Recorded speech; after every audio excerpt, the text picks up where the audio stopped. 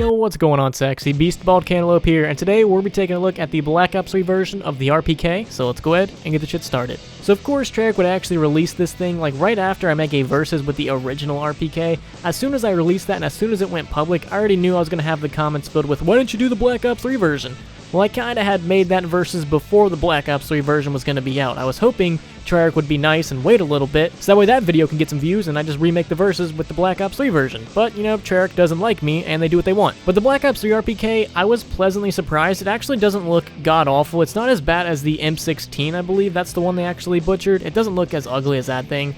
But it still isn't the original RPK. They actually added a drum mag, and they actually added a red dot. The drum mag I actually think is pretty cool. I actually kind of like the drum mag, but the red dot, I could kind of do without, but I do see why they actually added it. And pretty much stat-wise, like across the board besides damage, is pretty much on par with the original RPK. Unupgraded-wise, it's going to hold 100 in the magazine and 400 in stock, and once you actually pack-punch that to the R115 resonator, it's actually going to carry 125 in its magazine and 500 in stock. So ammo-wise, I think fire rate-wise, and everything else, it seems to be the same. I really won't know exactly what all the differences are until I actually compare them, but to me it all seems the same. Really, the only difference seems to be the actual damage. I believe they kind of just took the Dingo and then remodeled that to make it look like the RPK, because on round 50, it behaved very, very similar to the Dingo. It really honestly felt like I was just using that exact weapon. It didn't feel like I was using the RPK, it just felt like I was using the Dingo. And honestly, we're going to be doing a lot of comparisons with this RPK. We're going to compare it to the original Black Ops 1 version. We're probably going to compare this one to the RPD as well, and then we will also be comparing this to a bunch of other Black Ops 3 LMGs. We got to get hyped for Black Ops 4, guys, so there's going to be a lot of comparisons in the future. And lastly, you guys know the deal. If you were to ask me, would I use this thing on high rounds? Probably not. I'm not a huge fan of LMGs.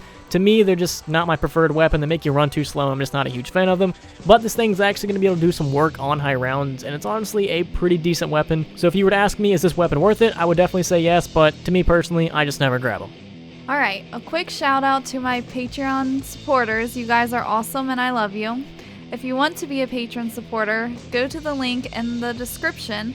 And while you're there, please check out my t-shirt shop. Got 2 new designs you'll love. And while you're down there also, follow me on Twitter, Instagram, and Twitch to keep up to date with me. Lastly, hope you have a fantastic day and I'll see you in the next video.